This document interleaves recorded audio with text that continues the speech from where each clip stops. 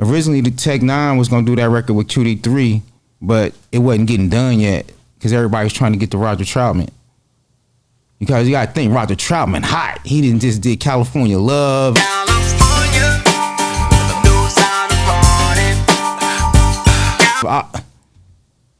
And you went and got him. Found him. N9ne, you're the finest, just got in you. Yeah, we on Boss Talk 101. Yeah, we gonna talk. Who inspired you? And I know your mom did played rap, but really, who inspired you to get off into the music other than, church? Get into the rap, I should say, because being in church, people will go into gospel or something like that. For hip hop, when I first heard hip hop, you gotta think I'm a drummer. Mm-hmm. So then when I'm hearing the drums, I'm like, I gotta get a drum machine. So this is 10, 11, this is 85, 86. Then it was a store called Quigley's Music, so they used to have all the top of the line equipment. So I used to catch the bus up there, and they used to take me up there to work on all the stuff. So by the time I was 10 or 11, I was already getting the drum machines and start programming and making beats. By the time I was 12, I was getting people together doing hip hop. By the time I was 13, 14, 15, around here in Kansas City, I was DJing parties. So you would say it wasn't any individual person that inspired you, it was the music that inspired you? It was the music. And then it was the music because when I started looking at the credit of records, it wasn't doing hip hop. Mm-hmm. You gotta think I produced Roger Troutman on Twisted, so when I seen More Bounce to the Ounce, I'm looking at the credit produced by.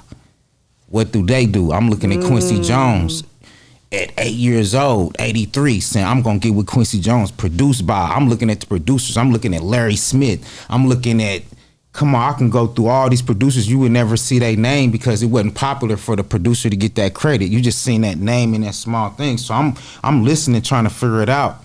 Once, you gotta think I'm a drummer, so I played with musicians. But music was hard to record in 80s. That's right. It was expensive. Putting a band together, guitar player, so I had to figure out how to, like you said, turntables. Yeah. 4-track. All that. I started off with the tape deck, so it was the More Bounce to the Ounce. It was so how did you got to go back to that Roger Troutman. Mm-hmm. How was it? Did you meet him? Yeah. He came here? Yeah, N9ne wanted to do a record with Roger Troutman. I told N9ne I was gonna make it happen, and I made it happen. How? Because we had a homie named Fabe at Warner Brothers, but it'd be too political. So what I did, Roger was at the he was performing in Kansas City, and it's just like I do. I went up to him, I was like, yo, what's up, man? Biggest fan, yo, we got this record, we signed, boom, boom, boom. He gave me his number. I told him I got the budget, and we did the record. I paid him the budget. He came down to Kansas City. It's on YouTube, and it happened. Record called Twisted. And you basically, how long did you already had the record? You just needed him on it. No. Originally, QD3 did the beat. Originally, the N9ne was gonna do that record with QD3, but it wasn't getting done yet because everybody was trying to get to Roger Troutman. Because you gotta think, Roger Troutman hot. He didn't just did California Love.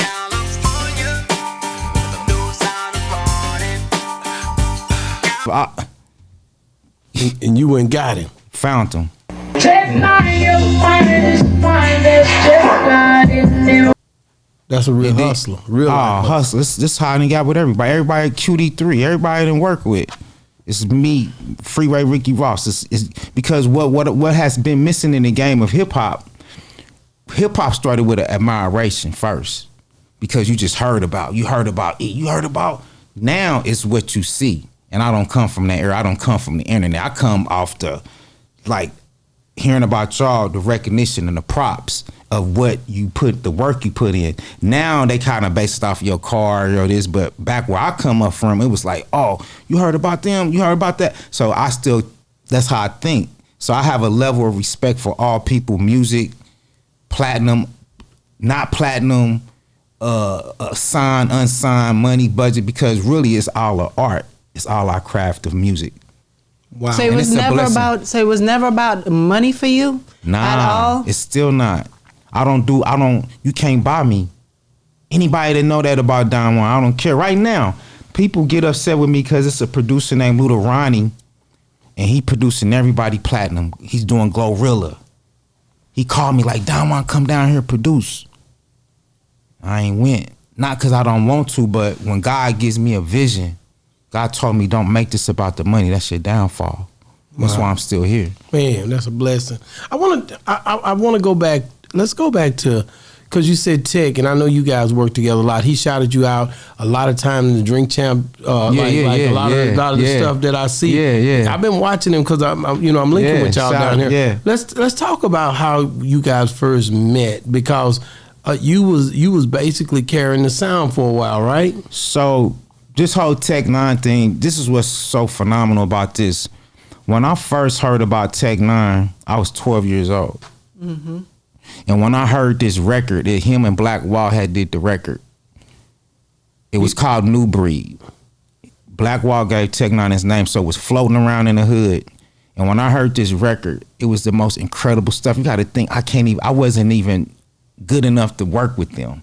I just heard it, and once I heard it, I was like, I gotta work with these guys like I do. Roger Troutman, Black Wall, N9ne. I was like, I got to work with them. And they're local. They was local. At that time, this is 86, 87. Mm-hmm. And I'm 12 years old.